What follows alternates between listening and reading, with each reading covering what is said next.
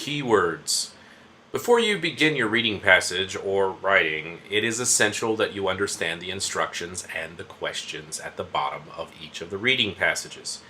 And before that, you need to understand the keywords in the sentences. Now, in the instructions, if you see the keyword agree or disagree with the actions, what you need to ensure that you do is express a positive or a negative opinion. So if they ask you if you like something, you're not going to say "ga chop." You're going to say "my chop" or "chop." You're not going to go in the middle. So express a positive or a negative opinion. Use facts from your passage to defend your opinion. Do not give a neutral response. If you see the word comment on, criticize, or evaluate, what you're going to do here is you're going to give positive and negative aspects of the subject. It is often best if you give both.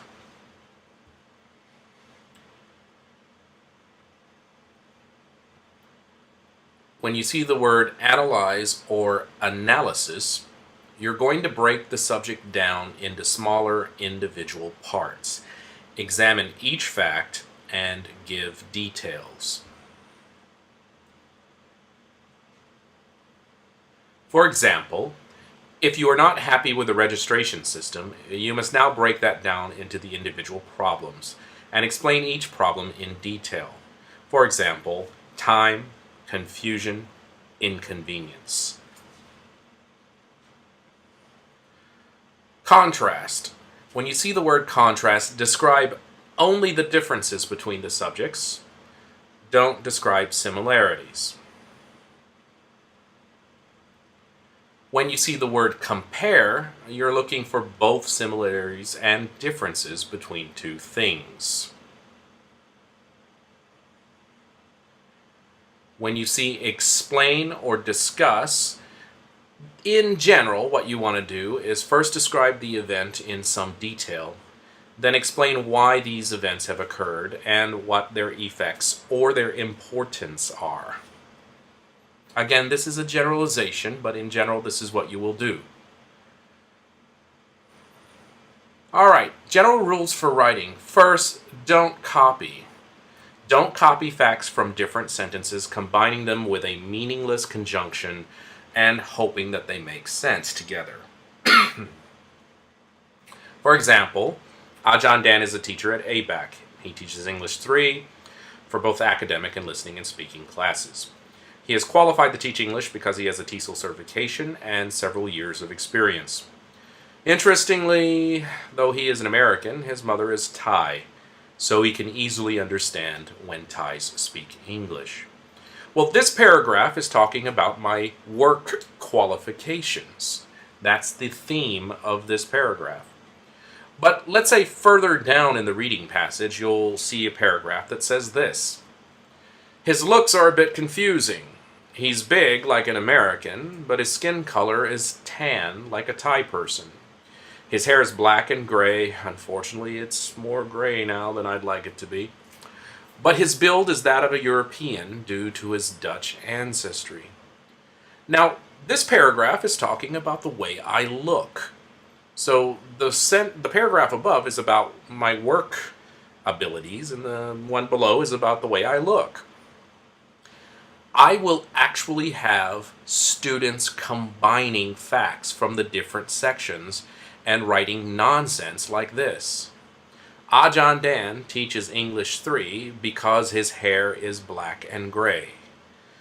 Do not do this. Do not try to make correlations or cause and effect statements between facts that have nothing to do with each other, no matter how good the sentence may look.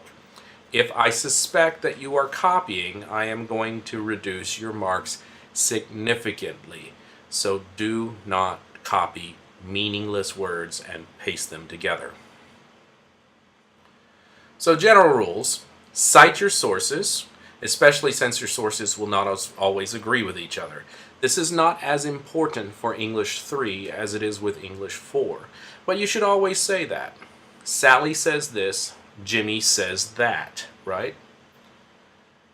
It eliminates confusion. Your sources don't always agree. Your sources aren't always correct or honest. You place responsibility for the fact on the source and not yourself. The new car policy is good for citizens of Thailand. New care policy. Sorry, that's misspelled. It should be car policy. Is good for citizens in Thailand because it helps poor people obtain cars. It is really bad for traffic and causes more pollution. So, are you for or against it? I don't know. Well, maybe Jane says that it's good for Thailand. Maybe Bobby says that it's bad. Cite your sources and you will eliminate confusion.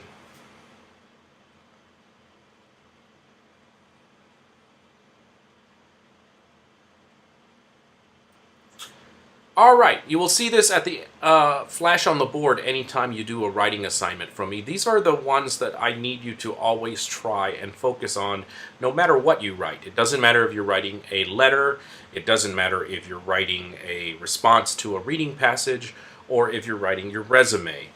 I'm always going to look to make sure that your subject and your verb agreements match, your plural and your singular nouns match, and that you're not screwing up the active and passive voice.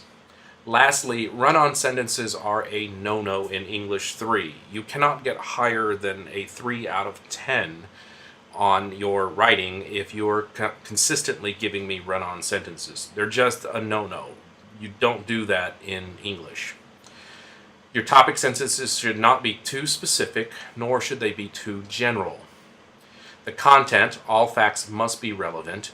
Irrelevant facts will actually kill your grade.